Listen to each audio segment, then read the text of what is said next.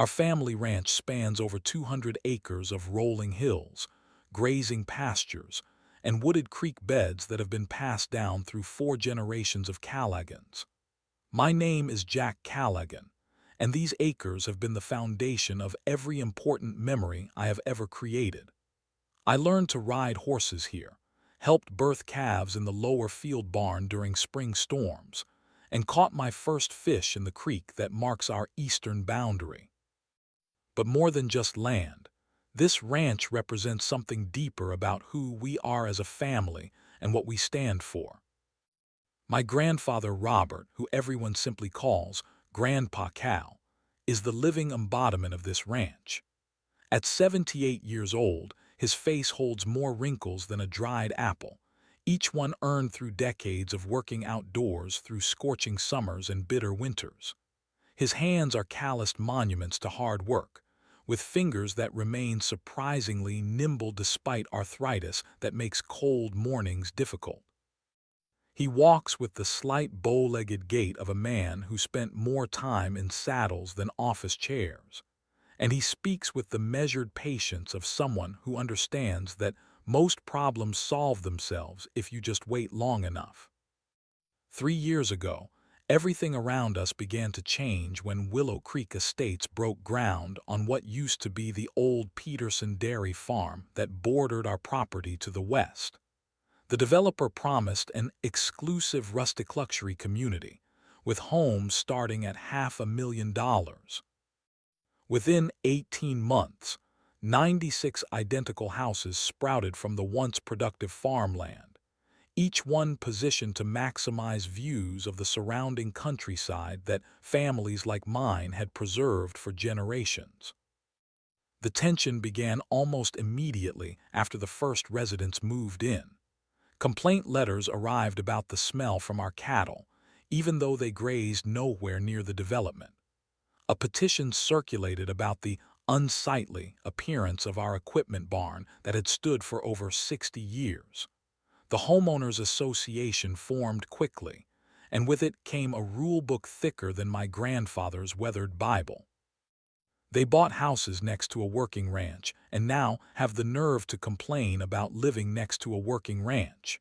Grandpa Cal observed one evening as we sat on the porch, reviewing the latest certified letter asking us to modify agricultural activities to accommodate residential sensibilities. He did not raise his voice or show frustration. He simply folded the letter neatly and placed it in the old cigar box where he kept all such correspondence, a growing collection of paper demands that held no legal authority over our property. The most troubling development came 6 months ago when the HOA hired what they called a Community Standards Enforcement Officer. His name was Richard Denton, a former security guard who drove a white pickup truck with HOA enforcement, painted on the doors in bold blue letters.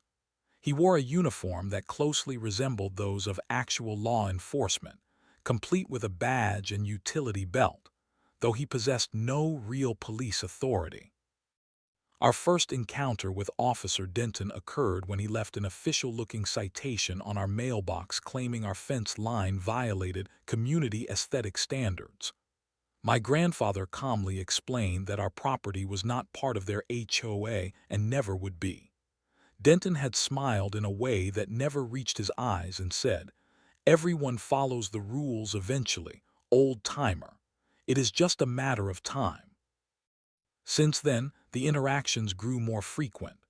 Denton would park at the edge of the development and photograph our property with a long-lens camera. He approached our seasonal workers with questions about our operational permits. He even attempted to stop a feed delivery truck, claiming it required community approval to access the road that had served our ranch for nearly a century. "This land does not bend to paperwork and plastic badges," Grandpa told me one evening as we mended fencing along the property line.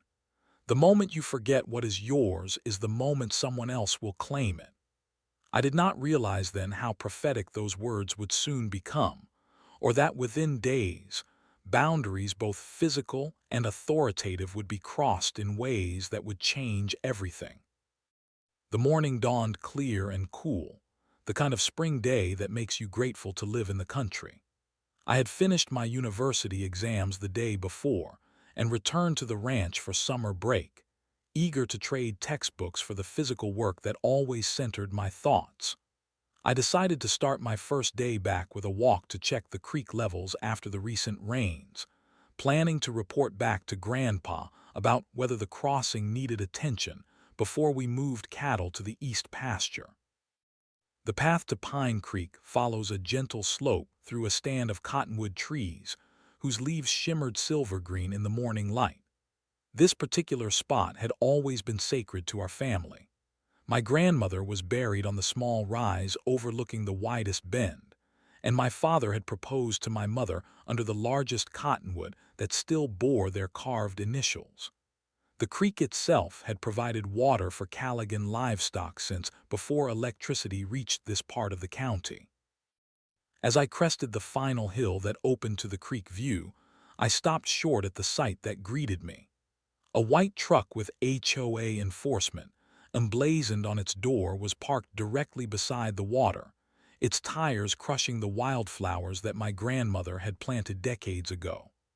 The truck sat beneath our largest property marker, a wooden sign that clearly stated "Private Property, No Trespassing" in bold red letters. 3 additional smaller signs lined the approach path, making it impossible to claim ignorance of the boundary. Officer Denton stood ankle-deep in the creek with a digital camera, photographing the banks and water flow.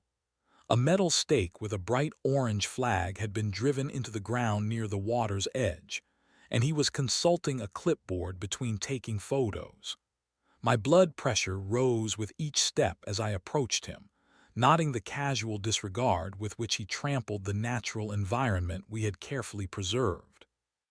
"Excuse me, but you are trespassing on private property," I called out when I was close enough to be heard clearly. "This entire area is Callaghan land, not part of Willow Creek Estates." Denton turned slowly, his expression shifting from surprise to that practiced condescension I had come to recognize. He stepped out of the creek, water dripping from his polished boots that were clearly not designed for actual field work. He straightened his uniform shirt with the embroidered Community Enforcement logo before addressing me. "Good morning, Mr. Callaghan. I am conducting a routine environmental assessment of watershed impacts as part of our community's green space management program," he stated as if reading from a prepared script. His tone suggested I should be grateful for his presence rather than disturbed by it. "This is not your community property. You have crossed multiple clearly marked boundary lines and no trespassing signs. You need to leave immediately," I responded, working to keep my voice even despite my growing anger. Denton smiled, that same empty smile that never reached his eyes. "Perhaps you misunderstand the scope of our authority. This waterway impacts the environmental health of Willow Creek Estates and falls under our community watershed management zone." He reached into his clipboard and pulled out a laminated map, pointing to blue lines that supposedly represented water rights. "That map is meaningless. It was not created by any county authority, and you know it. This creek has been Callaghan property for nearly 100 years, I stated firmly. "Young man, HOA regulations supersede individual property claims when community environmental interests are at stake," he replied, his voice taking on a lecturing tone as if explaining something to a child. "Your grandfather needs to understand that the old ways of doing things are changing. We represent 96 homeowners whose property values depend on proper environmental stewardship." I pulled out my phone and took several photographs of his truck and his presence on our land. "I am documenting your trespassing. Please leave now, or I will call the sheriff." Denton laughed. "Call whoever you want. By the time they respond, I will have completed my inspection.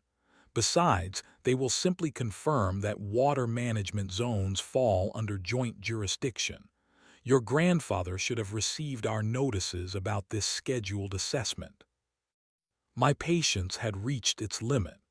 I stepped away and dialed my grandfather's number, watching as Denton returned to the creek bed and continued his unauthorized inspection, as if our conversation had never happened. "Grandpa, it is Officer Denton from the HOA.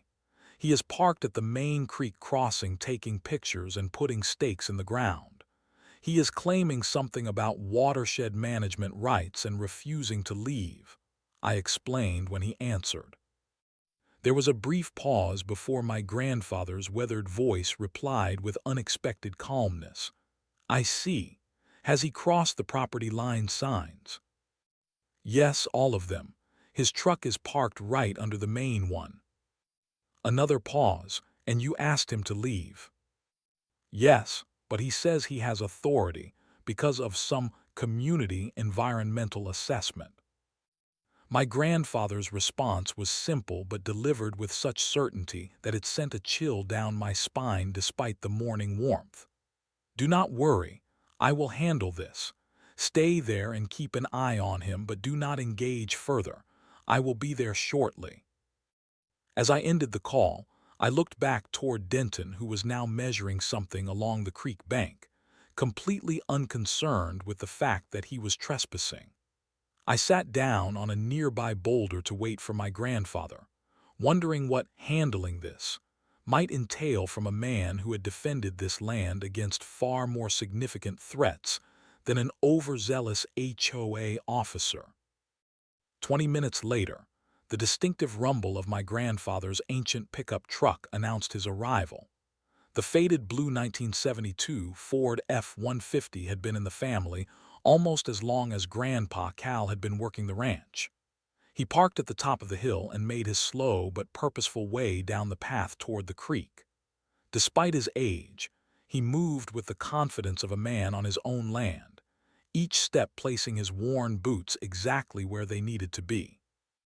He wore his usual work clothes, faded jeans, a plaid shirt with sleeves rolled to the elbows despite the morning chill, and a tan canvas jacket that had seen decades of use. His white hair peeked out beneath his weathered Stetson hat, and his eyes, still sharp blue despite his years, took in the scene with careful assessment. Not a detail escaped his notice as he surveyed the truck, the officer, and the stakes placed along our creek. Officer Denton noticed my grandfather's approach and straightened up, squaring his shoulders as if preparing for confrontation. I had seen this play out before. People often mistook my grandfather's quiet demeanor for weakness or senility. It was a mistake they typically made only once. "Mr. Callaghan," Denton called out with false cordiality, "I was just explaining to your grandson about the new watershed management protocols that affect properties adjacent to our development." My grandfather stopped at a respectful conversational distance, his hands relaxed at his sides. He did not immediately respond, instead taking a moment to look at the truck, the creek, and then finally at Denton himself. "You are on private property," he stated simply, his voice carrying the weight of absolute certainty. "There are clear signs you have ignored. My grandson asked you to leave. You refused." Denton's expression hardened, his facade of professionalism slipping. "Look, old man, I understand you people have been here a long time, but things change. This environmental assessment is mandated by HOA regulations that supersede." "No," my grandfather interrupted, the single word carrying such authority that Denton actually stopped mid-sentence. "They do not supersede anything on this land. This is my property. You were asked to leave. You refused." Denton's face flushed slightly. "I am trying to be reasonable here, but you need to understand that I am authorized to issue citations for obstruction of community environmental assessments. Each violation carries a $500 fine, and I can issue multiple citations per incident." My grandfather simply looked at him for a long moment, then turned to me. "Jack, did you take photos of this man trespassing?" "Yes, Grandpa, several." He nodded once, then turned back to Denton. "This conversation is over. I expect you will be gone when I return." With that simple statement, he turned and walked back up the path toward his truck. I watched in disbelief as my grandfather drove away, leaving me still standing there with the trespassing officer. Denton gave a satisfied smirk and returned to his inspection, clearly believing he had won the confrontation with the old rancher. "Your grandfather is smart to walk away," Denton remarked smugly. "Fighting the HOA just makes everything more expensive in the end." I said nothing, trusting that my grandfather had a plan. He was not a man who backed down from protecting what belonged to him, nor was he someone who acted rashly without purpose. If he had left, there was a reason. That reason became clear about 15 minutes later. From my position on the boulder, I noticed dust rising from the ranch road that led to our main barn. My grandfather was returning, but not in his pickup truck. Instead, he was driving our restored 1967 John Deere 4020 tractor, one of the most powerful machines on our property. Behind the tractor trailed what appeared to be heavy chains used for pulling out stumps and moving fallen trees. Denton had his back to the approaching tractor, still measuring and photographing our creek. The rumble of the diesel engine finally caught his attention, and he turned just as my grandfather crested the hill. The image was striking, my 78-year-old grandfather sitting tall in the tractor seat, his expression unchanged, approaching with the deliberate patience of someone who had all the time in the world. While Denton had been continuing his unauthorized inspection, my grandfather had been preparing. I later learned that he had gone straight to the barn after our initial confrontation, where he had pulled out the old lockbox from beneath his workbench. Inside that box were the original property deeds and survey maps dating back to 1927, along with more recent county documentation clearly marking our boundaries. He had spread these papers across his workbench, tracing the lines with his finger to confirm what he already knew, that not a single inch of Pine Creek on our land had ever been granted as an easement to any developer or association. After confirming the legal boundaries, he had made a single phone call to Sheriff Thomas Morgan, a man he had known for over 40 years. Their conversation had been brief and factual. Trespassing was occurring. Warnings had been issued and ignored, and my grandfather intended to remove the trespasser's vehicle from his property, as was his legal right under state law. The sheriff had apparently acknowledged this information without promising immediate intervention, understanding that my grandfather was simply providing notification rather than requesting assistance. Now, as the tractor approached the creek bed where Denton stood with growing concern, it became clear that my grandfather had moved beyond patience and warnings. The time for talk had ended. The chains rattled behind the tractor like a promise about to be kept. The tractor rolled forward with unstoppable momentum, its huge tires crushing nothing but cutting deep tracks into the soft earth near the creek bank. My grandfather sat perfectly straight in the seat, his posture revealing nothing of his 78 years. He guided the machine with the confidence of someone who had spent decades at its controls, bringing it to a precise stop near the HOA officer's truck. Officer Denton's expression transformed from irritation to disbelief as he watched my grandfather methodically shut down the tractor engine and climb down from the seat. The heavy chain rattled as it dragged behind him, the metal links thick as a man's wrist, and designed for moving objects far heavier than a pickup truck. "What do you think you are doing?" Denton demanded, his voice rising with the first hint of uncertainty I had ever heard from him. My grandfather did not respond. He simply walked toward the white HOA truck with the chain in his weathered hands. His movements were unhurried but purposeful as he knelt down to examine the frame beneath the vehicle, looking for the proper attachment point. "This is illegal. You cannot touch my vehicle," Denton shouted, rushing toward my grandfather. "I am performing an authorized environmental assessment under HOA jurisdiction." My grandfather straightened up slowly, fixing Denton with a calm gaze. "I told you before, this is my property. You were asked to leave. You refused." Each statement was delivered with the simple clarity of absolute truth, requiring no elaboration or justification. "If you touch my truck, I will have you arrested for vandalism and destruction of property," Denton threatened, pulling out his cell phone. "I am calling the police right now." My grandfather nodded slightly, as if encouraging him to do exactly that. Then he returned to his task, kneeling once more to secure the heavy chain to the truck's frame. The metal links clinked against each other as he worked, the sound echoing in the suddenly quiet creek bed. Denton began frantically dialing his phone while continuing his threats. "This is assault. This is property damage. This is interference with an official HOA assessment. Each of these violations carries significant penalties." Without acknowledging the increasingly desperate threats, my grandfather finished securing the chain with a practiced twist that locked it firmly to the truck's frame. He tested the connection with a firm tug, nodded to himself in satisfaction, and began walking back toward the tractor, paying no more attention to Denton than he would to a fly buzzing around his head.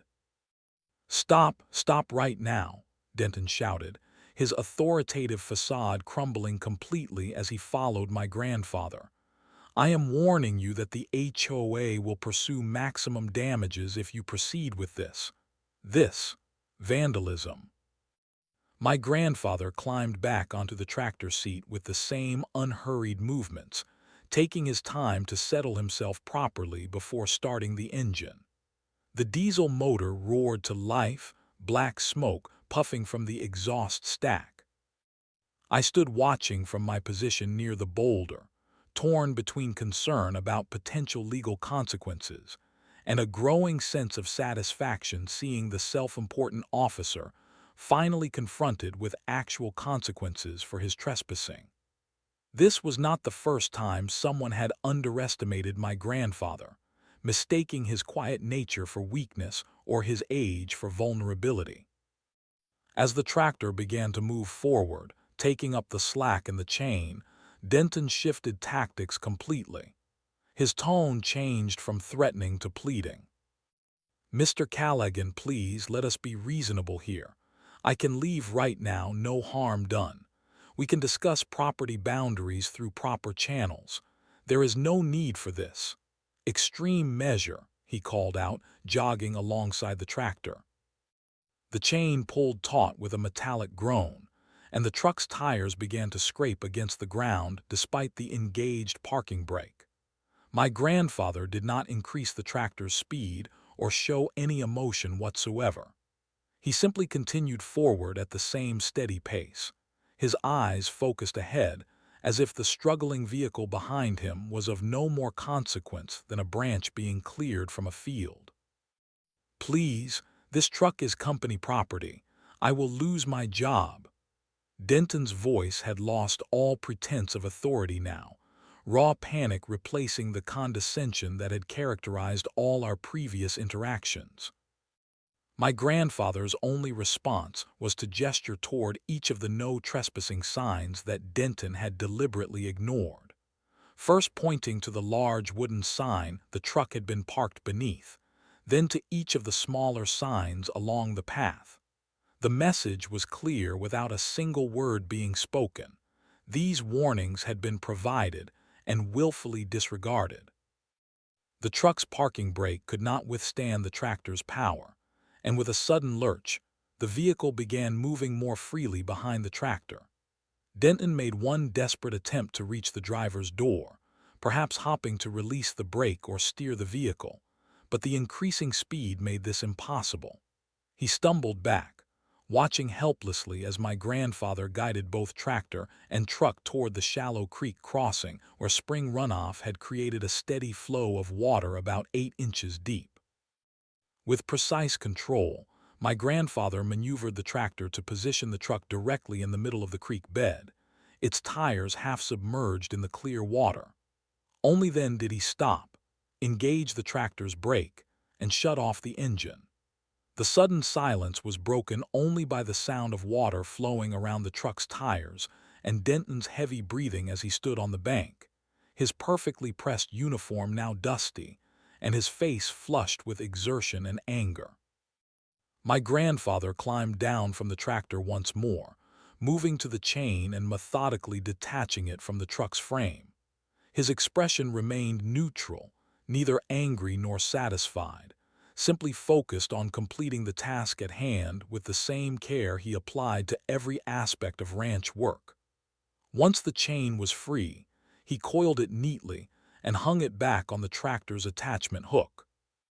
"You have made a terrible mistake," Denton said, his voice shaking. "You have no idea the legal trouble you have just created for yourself." My grandfather finally spoke, his voice as calm as if he were discussing the weather. "I believe the sheriff will be arriving soon. You can explain to him why you ignored multiple trespassing warnings and continued your unauthorized activities on private property." With that, he climbed back onto the tractor, started the engine, and drove a short distance away to a shady spot beneath a large cottonwood tree. There he shut off the engine again, climbed down, and settled himself comfortably on a nearby boulder to wait. The message was unmistakable. The situation would now be resolved through proper authorities, and my grandfather had all day to wait if necessary. Denton was left standing beside his stranded truck, water flowing around its tires, his cell phone pressed to his ear as he frantically tried to summon assistance from someone, anyone, who might help restore his shattered authority. Water rippled around the truck's tires as Denton paced anxiously along the creek bank. His polished boots were now scuffed and muddy, his uniform shirt darkened with sweat patches under the arms. His phone calls had become increasingly desperate as he worked his way through what appeared to be a hierarchy of HOA officials and board members. "Yes, Mr. Davidson, I understand you are in a meeting, but this is an emergency," he insisted to someone who was clearly an HOA board member. "The Callaghan Ranch owner has physically towed our enforcement vehicle into a creek. I need immediate legal assistance and possibly police intervention." From my position nearby, I could hear the tinny sound of an agitated voice responding through the phone, though I could not make out the specific words. Whatever was being said did not appear to satisfy Denton, whose expression darkened further. "Sir, with all due respect, I was conducting the watershed assessment that was approved at last month's board meeting," Denton countered, his voice rising. "The environmental survey is crucial for our development plans for the nature trail extension." He paused, listening. "No, they claim it is their property, but our documentation clearly shows the watershed management zone extends to all connecting waterways." Another pause, longer this time. Denton's shoulders slumped slightly. "Yes, sir, I understand. Yes, I have already called the sheriff's office." He ended the call and immediately dialed another number, turning away to speak in a lower voice that suggested this conversation was not one he wanted overheard. My grandfather remained seated on his boulder, seemingly at peace with the world. He had removed his hat and placed it beside him, allowing the spring sunlight to warm his white hair. To anyone passing by, he might have appeared to be simply enjoying a pleasant morning by the creek rather than the central figure in an escalating property dispute. I walked over and sat beside him, keeping my voice low. "Are you sure about this, Grandpa? He is really working his phone. This could get complicated." My grandfather's weathered face crinkled slightly at the corners of his eyes, the closest he typically came to smiling during serious situations. "Nothing complicated about trespassing, Jack. The law is quite clear on that point. But what if the HOA tries to claim rights to the creek? They seem to think they have some kind of jurisdiction." "Thinking and proving are different matters," he replied simply. "Our deed is clear. The survey markers are clear. The posted signs are clear." He reached into his jacket pocket and pulled out a folded paper. "And this letter from the County Water Authority from last year is also quite clear about our water rights." Before I could respond, the distinctive sound of tires on gravel announced a new arrival. A county sheriff's vehicle appeared at the top of the hill, moving slowly down the path toward the creek. Unlike Denton's dramatic confrontations, Sheriff Thomas Morgan's approach was measured and professional. He parked well away from the scene, shut off his engine, and took a moment to survey the situation before exiting his vehicle. Sheriff Morgan was a tall man in his mid-50s, with the lean build of someone who spent more time active on duty than behind a desk. His uniform was worn but immaculate, and he carried himself with the quiet confidence of someone who had handled far worse situations than a truck in a creek. He had known my grandfather for decades, their relationship built on mutual respect rather than friendship. "Morning, Robert," the sheriff greeted my grandfather with a nod. "Looks like you have had an eventful day so far." "Thomas," my grandfather acknowledged with a slight nod of his own. The sheriff turned his attention to Denton, who was already striding toward him with renewed confidence now that a genuine law enforcement officer had arrived. "Sheriff, I need to file multiple charges immediately," Denton began before the sheriff could speak. "This man has illegally towed an official vehicle, caused property damage, and obstructed an authorized environmental assessment. I want him arrested for vandalism, destruction of property, and interference with HOA operations." Sheriff Morgan held up a hand, silencing the torrent of demands. "First things first, I need to understand exactly what happened here." He turned back to my grandfather. "Robert, care to explain why there is a truck in your creek?" My grandfather stood slowly, respect for the office if not for the current situation evident in his posture. "This man drove past multiple no trespassing signs onto my property. My grandson asked him to leave. He refused. I asked him to leave. He refused again. I then removed his vehicle from my property to this location and called you to report the trespassing." The sheriff nodded, his expression neutral. "I see. And you are comfortable that this creek and the surrounding land is definitively your property." In response, my grandfather handed over the folded documents he had retrieved from the barn earlier. The original deed from 1927, current survey documentation from 2018, and a letter from the County Water Authority confirming our water rights from last year. The survey markers are still in place if you would like to verify them. Sheriff Morgan reviewed the documents carefully before turning to Denton. "And you are?" "Richard Denton, Community Standards Enforcement Officer for Willow Creek Estates Homeowners Association," Denton replied, straightening his posture and touching the badge on his chest. "I see. And you believe you had legal authority to be on this land despite the posted no trespassing signs." Denton pulled out his laminated map with obvious relief. "Yes, sir. As you can see from our community planning documents, this entire watershed falls under our environmental management zone per HOA Regulation 17.3, which states that all waterways impacting the development fall under joint jurisdiction for environmental assessment purposes." The sheriff studied the map briefly before handing it back. "Mr. Denton, I need to see the county-approved easement or access agreement that grants your HOA authority on Mr. Callaghan's property." Denton blinked in confusion. "Easement. We operate under HOA regulatory authority." HOA regulations only apply to properties within the association or where specific legal easements have been established, Sheriff Morgan explained patiently. "Your authority ends at the development boundary unless you have obtained proper legal access rights to adjacent properties.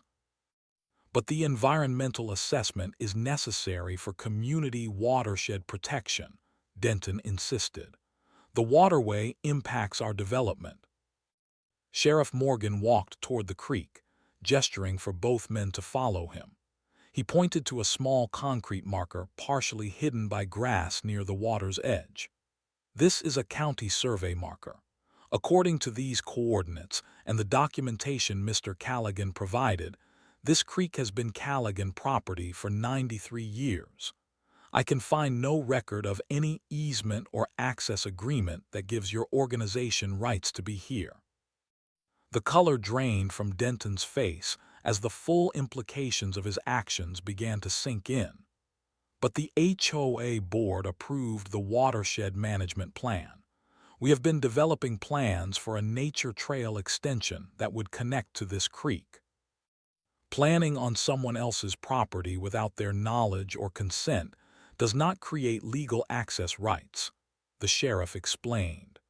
"Mr. Denton, from what I can determine based on the evidence and documentation present, you were indeed trespassing on private property after being warned multiple times to leave." "So he gets to damage HOA property without consequences?" Denton demanded, pointing at my grandfather. "Under state law, property owners have the right to remove trespassing vehicles from their land," Sheriff Morgan stated.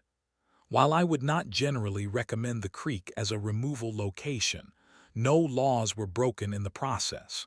Your vehicle appears undamaged apart from being wet." Denton's mouth opened and closed several times before he found his voice again. "This is outrageous. I demand you take my statement and file charges." "I will certainly take your statement," the sheriff agreed calmly. "I will also be documenting the trespassing complaint against you, as well as notifying the county prosecutor about potential misrepresentation of authority. That badge and uniform closely resemble official law enforcement, which could constitute impersonation of an officer if you have represented yourself as having police powers." The reality of his situation finally seemed to penetrate Denton's indignation. His shoulders slumped, and he glanced back at his truck sitting in the creek. "Now then," Sheriff Morgan continued, "I suggest we focus on getting your vehicle out of the creek before we proceed with statements. Environmental damage to a natural waterway could result in additional citations from the County Water Authority." I could not help but notice the irony. The very environmental regulations Denton had claimed to be enforcing were now being turned against him. My grandfather's expression remained neutral, but I caught the subtle nod of satisfaction as he listened to the sheriff's professional handling of the situation. The law, it seemed, was indeed quite clear on the matter of trespassing, and so was the creek water now flowing around the tires of an HOA enforcement vehicle that had no authority to be there in the first place. News of the confrontation at our creek spread through the community with astonishing speed. By the following morning, 3 different neighbors had stopped by the ranch to hear the story firsthand. By afternoon, the local diner in town was buzzing with animated discussions about Callaghan Creek Justice, as people had started calling it. What began as an isolated incident quickly evolved into something far more significant as a pattern of HOA overreach began to emerge. Martha Jenkins, whose family had owned the apple orchard adjacent to the eastern edge of Willow Creek Estates, arrived at our front porch with her signature apple pie and a story that echoed our own experience. That Denton fellow left 3 violation notices on my gate last month claiming my tractor storage shed violated their viewshed protection ordinance, she explained as we sat drinking coffee. When I told him my property has never been part of their development, he threatened to report me to the county for agricultural eyesores if I did not comply with their standards. Similar stories emerged throughout the day. The Hendersons, who ran a small horse boarding facility along the north boundary of the development, had received multiple complaints about livestock odors and threats of legal action if they did not relocate their manure composting operation, despite it being over a quarter-mile from the nearest Willow Creek home. Elderly Mr. Peterson, whose family had sold part of their farm for the development but retained 20 acres for their homestead, had been pressured repeatedly to sell his remaining land after receiving dozens of citations for noncompliance with community standards. The most troubling pattern involved several elderly landowners who had received official-looking documents claiming their properties had been rezoned under County Environmental Ordinance 47B, requiring them to either bring their homes up to Willow Creek standards or sell to the development at fair market value. These documents, we would later learn, referenced a non-existent county ordinance. By evening, our kitchen table was covered with copies of citations, letters, and photographs shared by neighbors experiencing similar intimidation. My grandfather listened to each story with the same patient attention he gave to all serious matters, occasionally making notes in his precise handwriting on a yellow legal pad. "It is not just about our creek," I observed as the last visitors left. "They have been systematically pressuring everyone who owns land adjacent to their development." My grandfather nodded slowly. "Property is more than just land, Jack. It is independence. Some people cannot tolerate others living by different rules, even when those others are not hurting anyone." The following morning brought another development. Melissa Harrington, who owned the local newspaper and whose family had been friends with the Callagans for generations, called requesting an interview about the incident. Initially, my grandfather declined, preferring to keep family matters private. That changed when Melissa shared that she had been investigating the Willow Creek HOA for several months after receiving multiple tips about questionable practices. "Robert, this is not just about your creek," she explained. "I have documents showing the developer has plans to expand Willow Creek by another 68 homes, and they have been using the HOA as a tool to pressure surrounding landowners to sell.